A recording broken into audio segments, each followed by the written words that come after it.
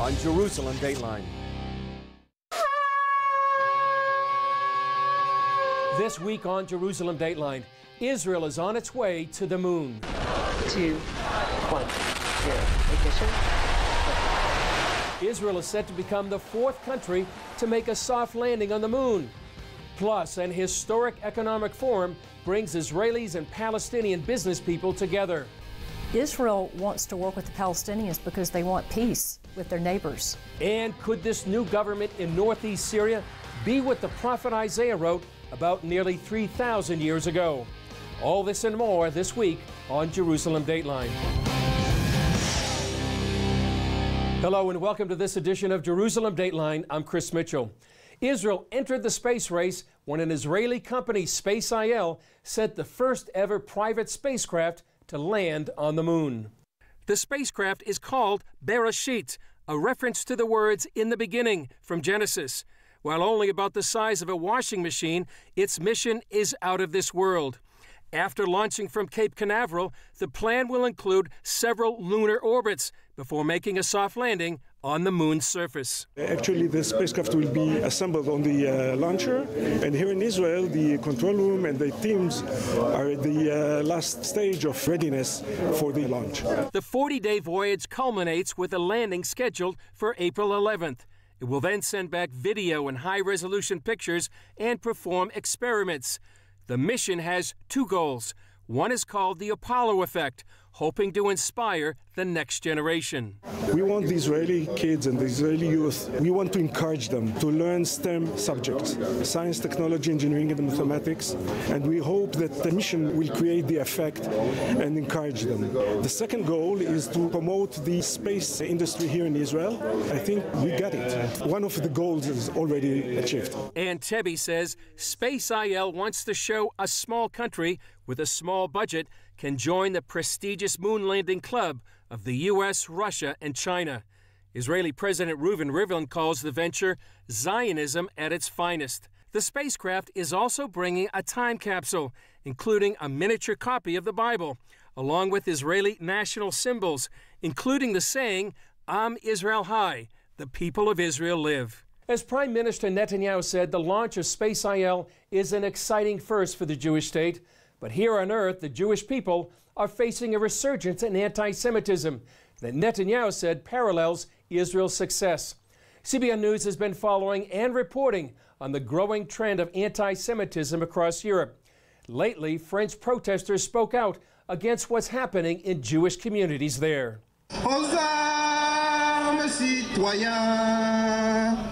Thousands gathered under a setting sun to protest rising anti-Semitism in France.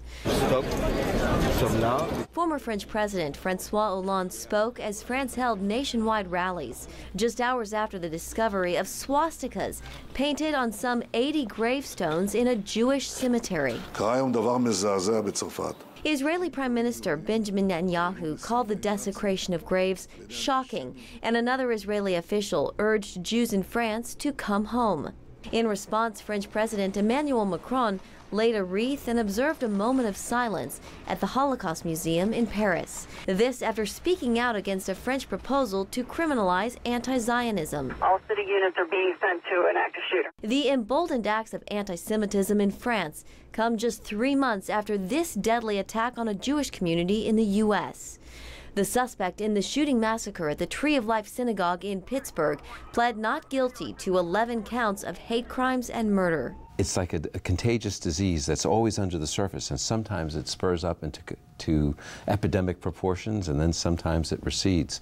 Michael Rydelnik's parents survived the Holocaust. He now is an expert on anti-Semitism with the Moody Bible Institute. We thought after the Holocaust, most historians and analysts thought that's the end of it. We saw how evil it is, it would be over, and yet in recent days, it's revived really strongly. Rydelnik says this type of hatred knows no political party and exists in both extreme fringes. Freshman Congresswoman Ilhan Omar apologized after tweeting criticisms of U.S. support of Israel.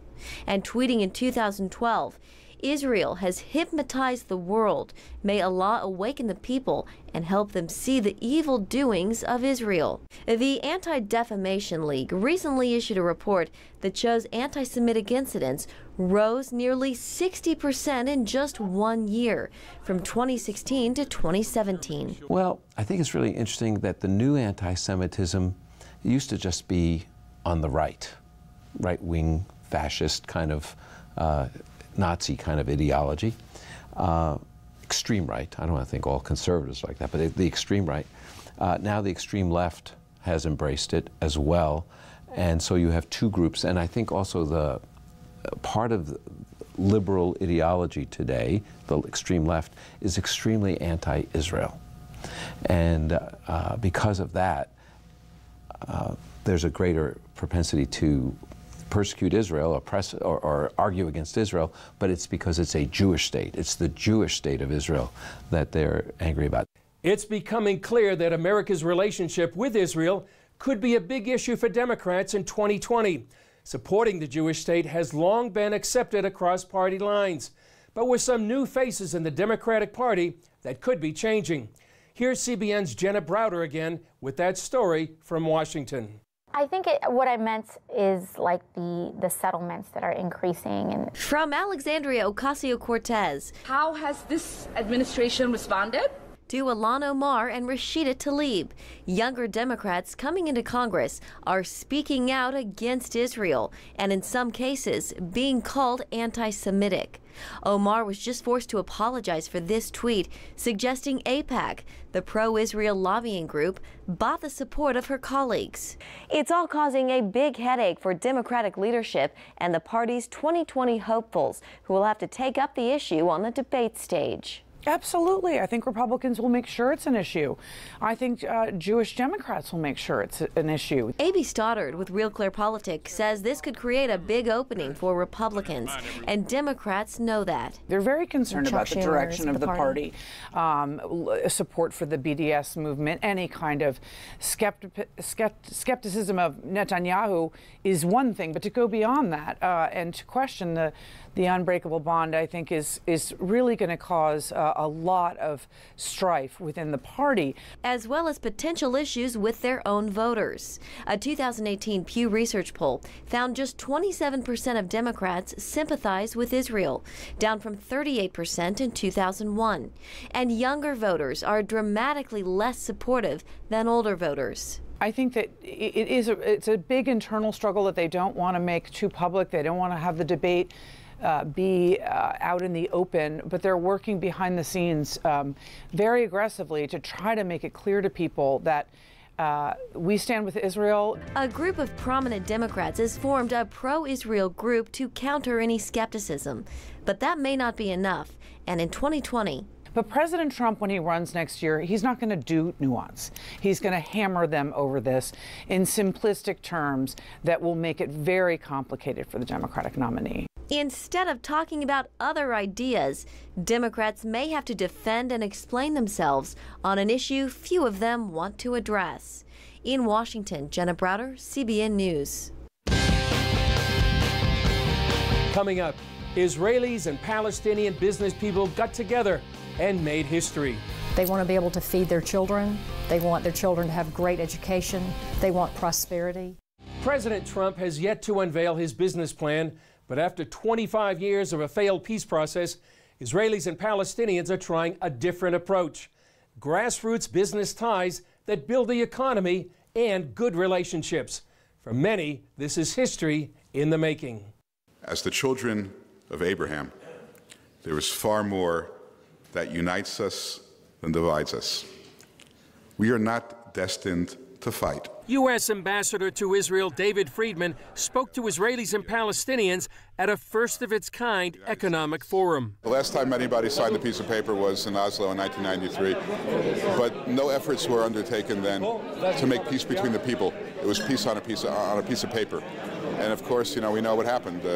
The next year, there was a fourfold increase in terrorism. Israeli government minister Michael Oren said Israelis and Palestinians need a new approach. It should begin just with this, with Israelis and Palestinian business people, entrepreneurs, educators sitting together and building a relationship from the bottom up. Palestinians already do hundreds of millions of dollars worth of business with Israelis each month.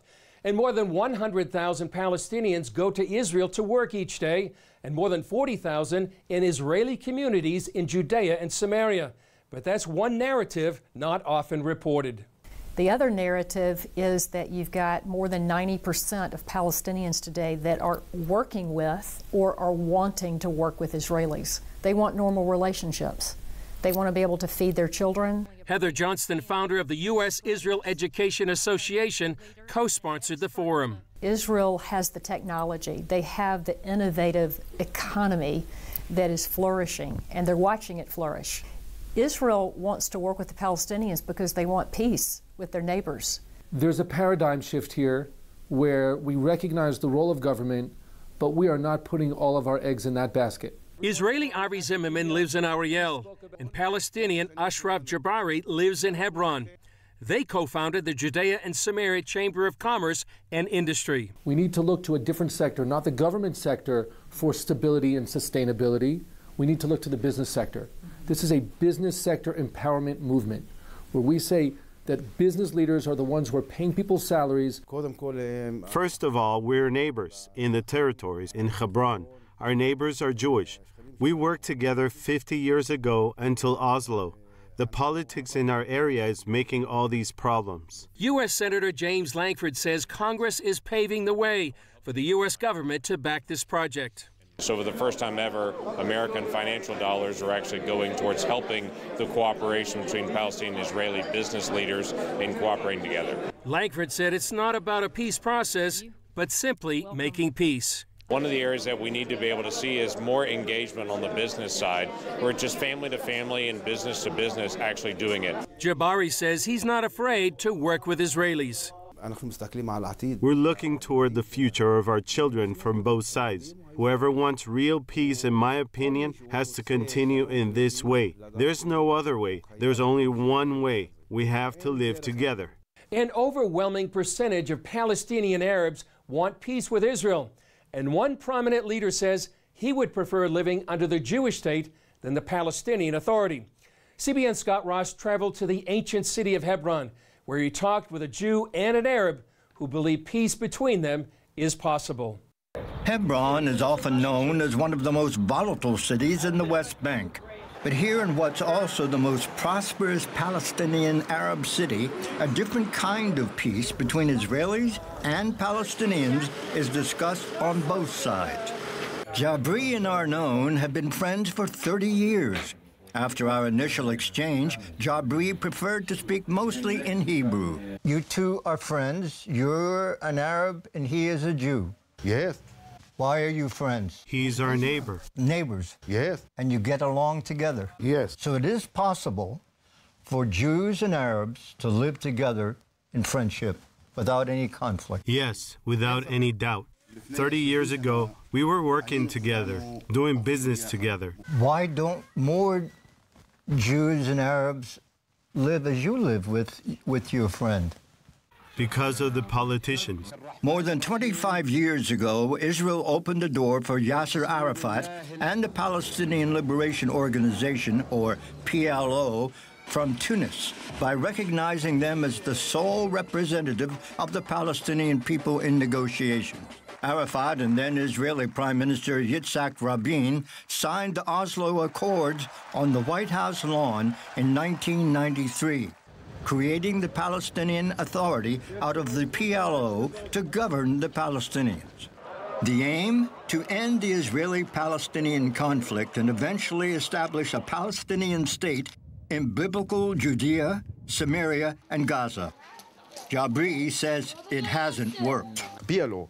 The PLO signed the Oslo agreements 25 years ago. Until today, we didn't reach peace. It's the opposite. We started with a very big problem. In the Oslo Accord, the Israeli government had brought the PLO to control the local population. And they said, you bring those people, the corrupted and the terrorists, to control us. Why? I feel ashamed about that. We disappointed them, we betrayed them. What did the PLO think of you? I don't care what the PLO thinks about me. What's important for me is how we can all live together in this area, in the state of Israel. If we follow their way, we won't have peace even in the next 50 years. And he says there has to be another way. How will we live together? Under the government of Israel. In the end, this is the only solution. Even though Jabri says the masses want to change, saying so would get them in trouble with the Palestinian Authority. Have your enemies threatened you? We're not afraid of anyone. We speak from our hearts. We speak the truth. Do you have hope for the future, for peace in the land? Of course, there's hope, but we have to continue in the way of real peace from both sides. The problem between us is a political problem. Jabri, who is a businessman, and other Palestinian and Israeli businessmen have ideas about how to make person-to-person relations work, and they want the world to help. Scott Ross for CBN in Hebron. Up next, could a budding democracy in northeast Syria bring the fulfillment of prophecy? For decades, Israel has been the only true democracy in the Middle East. Now, a new effort is underway in northeast Syria. It's based on equal rights and religious freedom. But this new democracy could be short-lived if U.S. forces leave the area. This new government runs from the Tigris to the Euphrates rivers. We have a political system that was based on a social contract between all the groups, Arabs, Kurds, Syria Christians. In this social contract, they articulated how they want to live together as diverse ethnicities and diverse religions. Bassam Issac is seeking support from U.S. leaders for this new government. He calls it a golden opportunity. I don't think ever any political system in the Middle East guaranteed religious freedom. If you go back hundreds and thousands of years, this has not happened. They also see a common bond. Much of our aspiration actually is in line with the American Revolution. We don't want a country where citizenship and rights are based on ethnic identities or religious identity. We want all Syrians to be equal. We believe they were all created by God equal and to be free.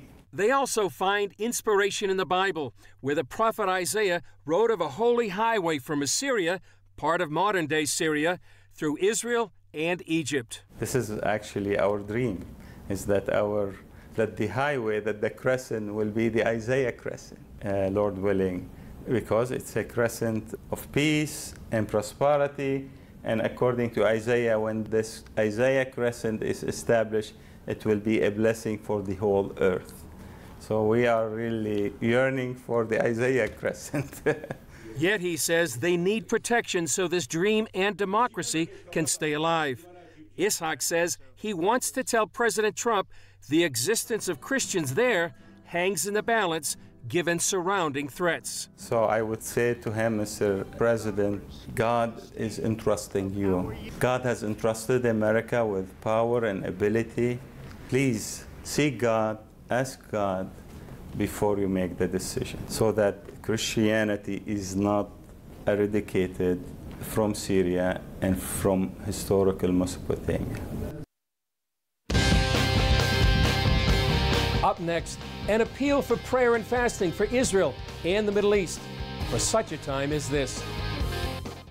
Many people became deeply concerned when President Trump announced the U.S. would pull troops out of northeast Syria. Since then, the White House has decided to leave 200 peacekeepers behind. Still, a major prayer ministry here in Jerusalem is issuing a call to prayer and fasting for Christians in the area, for a new democracy in northeast Syria to flourish, and for Israel to be protected from its enemies. Here's some of that call to prayer and fasting. Hello, this is Rick Ridings from Sukkot Hallel 24/7 House of Prayer in Jerusalem overlooking the Temple Mount. There's some urgent developments here in the Middle East that are so important that we believe decisions will be made in these next 2 months that could affect the destiny, the fate of millions of people in this region, and even the future of Israel. These decisions are so important that we're calling for a united time of prayer and fasting in the style of Queen Esther. We would like to ask for this to begin on Friday, March 1st. We ask you to pray in 3 areas. The first of these is for northeast Syria. An amazing development has happened there, and a democracy has emerged that is representing all the peoples. It's even encouraging the participation of women. It is very committed to the protection of the Christians and of the Kurdish people of that region, that there be no genocide. A second area of prayer, when President Trump announced the decision to pull out troops from northeast Syria, immediately 3 of those countries from which I saw highways, Turkey, Russia, and Iran, put their focus on northeast Syria. Iran would like to build a land bridge that could even allow them to come against Israel. All 3 of these nations have the potential, if they are in complete control in that area, to allow a genocide of the Christians and of the Kurds of that area. Thirdly, here in Israel, we are having elections on April 9th. President Trump has announced that they would postpone the announcement of their peace plan for the Middle East until after these elections. This gives us a little more time to pray. And we would encourage you to pray and believe together with us that any kind of evil counsel that would seek to divide up the land of Israel, that would bring judgment according to Joel chapter 3, would be thwarted. We believe that God is absolutely sovereignly in control, as in the days of Esther. But he uses us. And so we encourage you to pray in whatever way, pray and to fast in whatever ways the Lord may lead to during 3 days starting on March 1st. Agree with us for God's purposes to prevail for northeast Syria, for Israel, for this region, so that the kingdom of God may progress and go forward, and that the people may be protected sovereignly, even as they were in the time of Esther. Please join in this call, if you can, to fast and pray for God's purposes here in Israel and throughout the Middle East. The stakes are very high. And if you do fast, please check with your doctor if necessary. Well, that's all for this edition. Thanks for joining us. Remember, you can follow us on Facebook, Twitter, Instagram, and YouTube. I'm Chris Mitchell. We'll see you next time on Jerusalem Dateline.